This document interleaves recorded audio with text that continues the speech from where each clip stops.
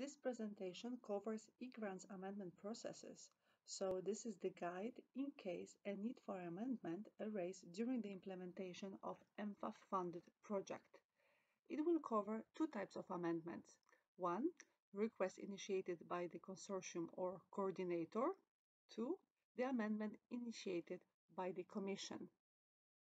Let's talk about the amendment consortium request. These are the main steps. The first prerequisite is the grant agreement signed by EU. The first step, launch the amendment request in the funding and tender portal. Compose the amendment, introduce all the changes. Amendment clauses will be selected automatically. 3 documents generated automatically: amendment request letter, amendment call letter, and the grant agreement data sheet.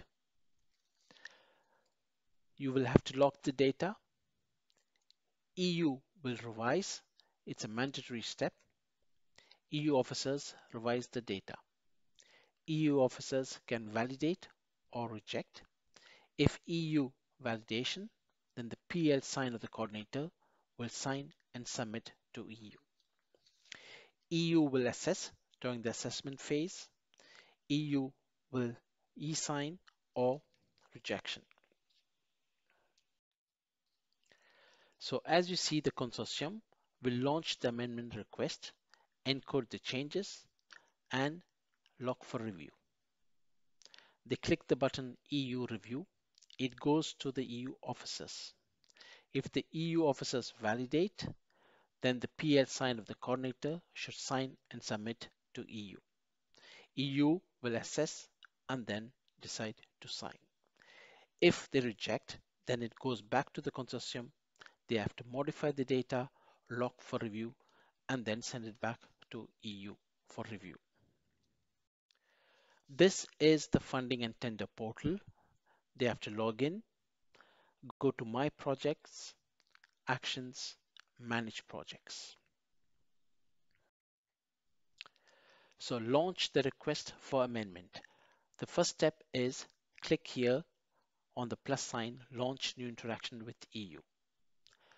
Request for amendment, latest legal data, and click Launch. As you see here, a new process is created with a request ID.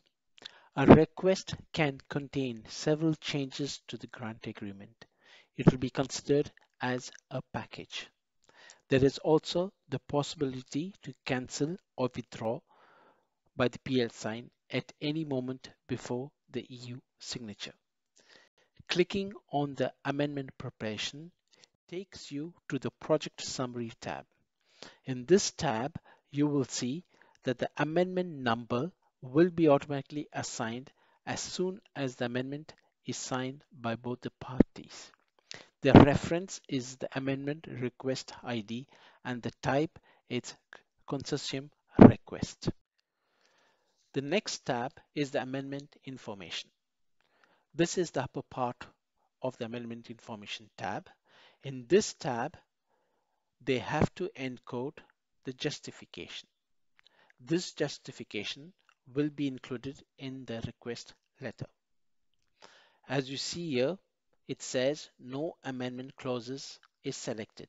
Clauses are selected automatically if you modify the data of the project or manually by the project officer.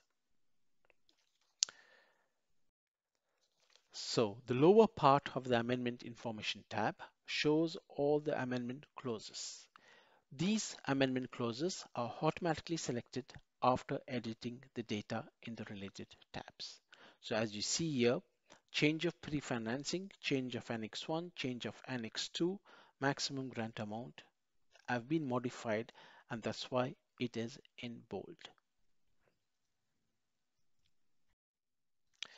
Let's say there is a change of start date. So the consortium starts to encode the new start date, and then they click on Save. After the start date has been changed, you see the amendment clauses has been selected and it is now in bold. Change of action starting date. So amendment clauses are automatically selected after editing the data. Let's talk about remove beneficiary because of non-accession. So as you see, this beneficiary not acceded to the contract. So you have to click on the red cross and this beneficiary is not acceded. Another example, let's talk about adding a new beneficiary.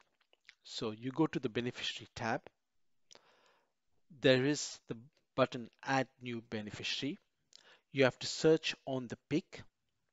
For example, I have put the PIC number. I clicked on search. It has been validated as you see the PIC status.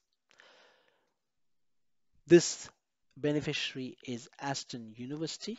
You have to mention the short name, the start date. It can be a fixed starting date or the entry into force of this amendment or the date the beneficiary signs the accession form and then click OK.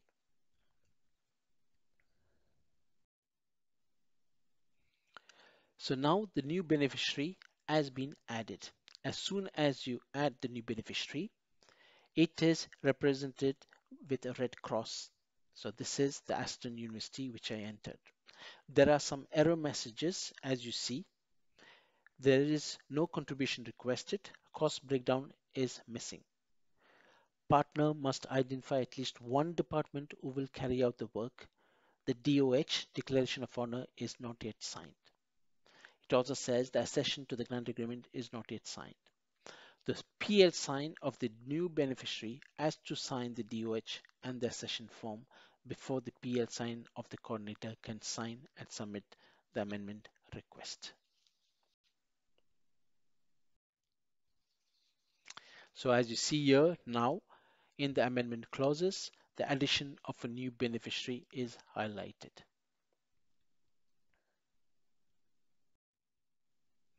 This is an example of beneficiary termination. So let's say we have to terminate this beneficiary. So you click on the button terminate. You will get a pop-up screen, terminate beneficiary. You have to choose either the fixed date or the date of signature of this amendment by the coordinator.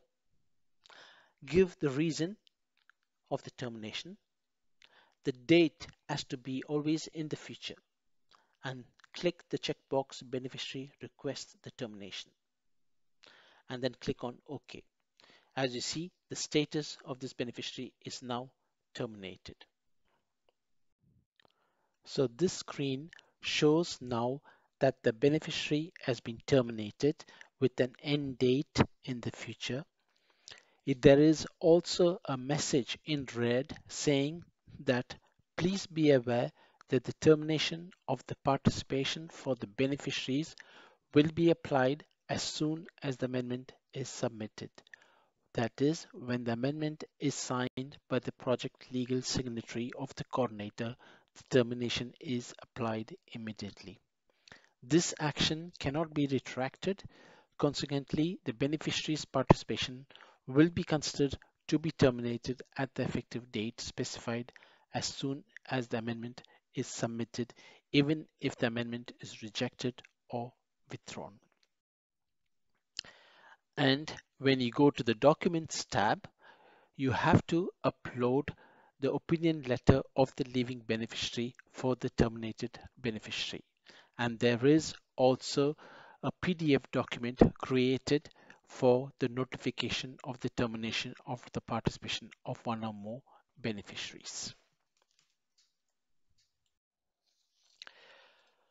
Let's talk about partial takeover. So this explains the partial takeover screen. For example, the beneficiary 2 can partially take over another new beneficiary or anyone in the consortium. So by clicking on this icon, partial takeover, They have to mention the transfer date, a fixed date, or the entry into force of this amendment to the following beneficiary. Click on Add Beneficiary, or in the drop-down menu, choose any one of the existing beneficiary. The budget can be updated, work packages, and deliverables. This tab shows that the work packages or the deliverable tab can be removed, modified, or can be add a new work package or deliverable. So as you see here, there is the button to add a new deliverable. If new deliverable, link it with the appropriate work package. The financial information could be modified for each cost category if needed during an amendment.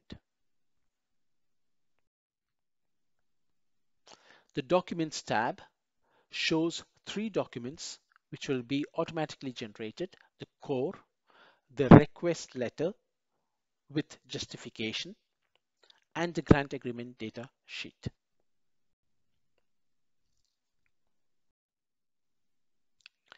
In the Documents tab, you have a warning message saying that the following documents are missing. So description of action part B must be uploaded before submitting. There is also an assistant for the amendment preparation, how to prepare an amendment in the participant portal.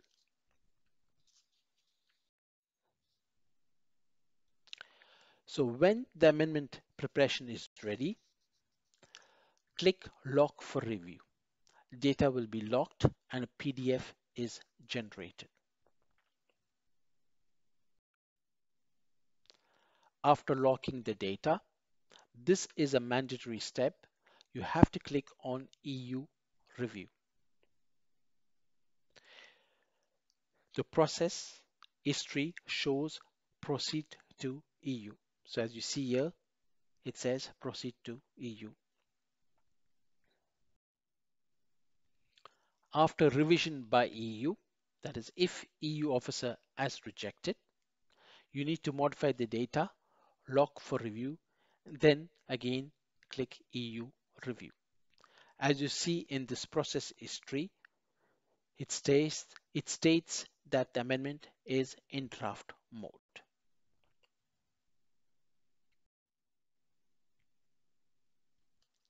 EU Review, a ping pong, that means a new exchange with the EU can take place.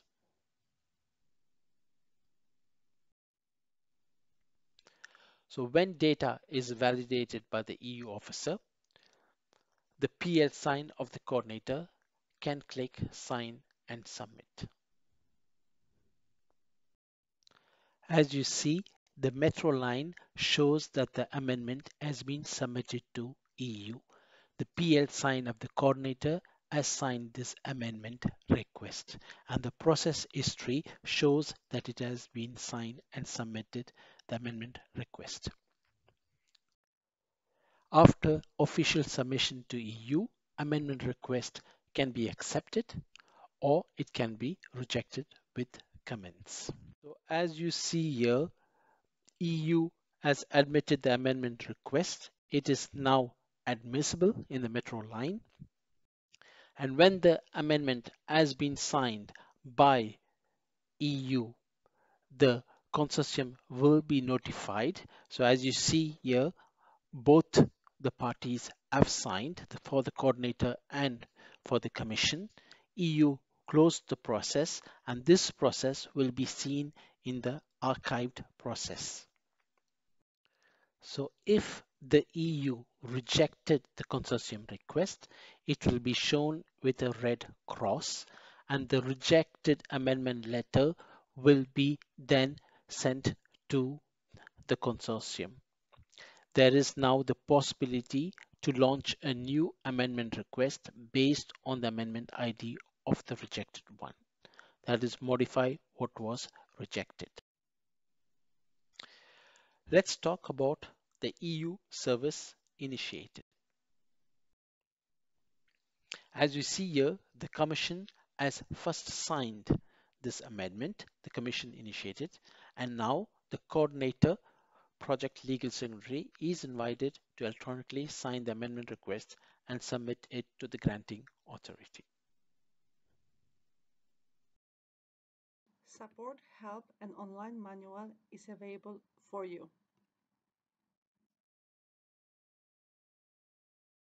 If you go to how to participate and you choose reference documents and you filter by the program MFAF, you will get all documents, templates, and forms for your disposal. There is also the IT help desk and support services for the MFAF program. You can see how to reach this on the slide.